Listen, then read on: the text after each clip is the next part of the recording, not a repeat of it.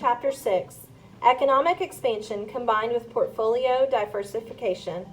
2 weeks passed, 14 days passed, 336 hours flew by, 20,160 minutes whistled past, 12,096,000 seconds roared away. Numbers, all numbers. That's what happened to the time. It turned into numbers. In the beginning, I had a routine. I got up early and had some cereal before my parents even woke up. Grabbed a gallon jug from the fridge and packed a bag lunch that I'd eat on the back of the mower while I was working. There was never any time to stop for lunch, so I got good at eating and mowing. Then left the house to start work. First, I checked the oil in the mower. Pascal showed me how to do it because it's an old engine. It needs a fair amount of oil. Then I added oil if I needed it, filled it with gas, and headed off down the street to Arnold's house, where I met Louis, a thin man with a small pickup. For 2 weeks, we loaded my mower on a small trailer.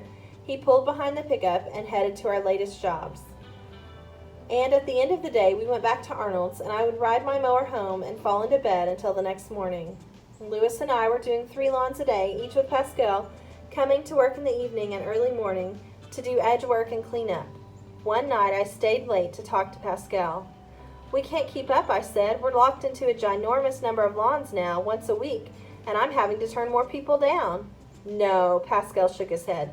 "Don't turn away work. Soon the summer will pass, the grass will be gone, and the work will fly away. We must make our lives while the summer is here. I know someone, Benny.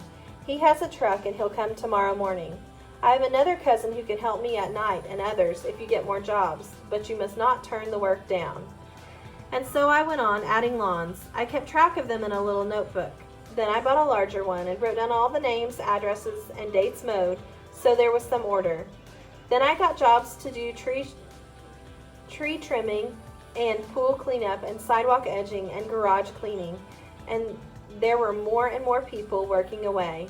One morning I arrived at Arnold's putt-putting down the edge of the road on my grandfather's old mower, and there were 4 pickups and 12 people waiting there for me, and I thought, my, Pascal has a large family. And it was only the last week in June.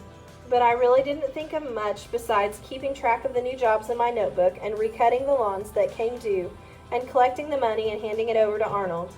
He put aside my percentage and gave the rest to Pascal when he came to work at night.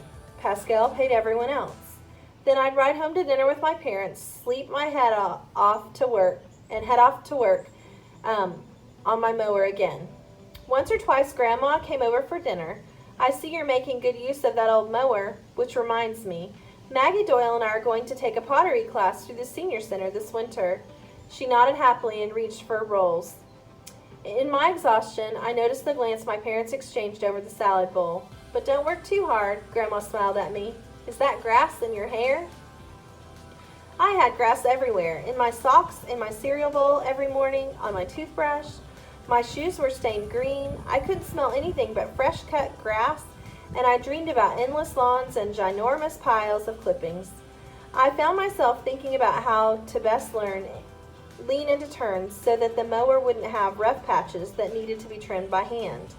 I spent a great deal of time wondering if I could rig an umbrella to the mower to keep the sun off of my face. Not because I minded the heat, but because when I squinted, I made the rows uneven.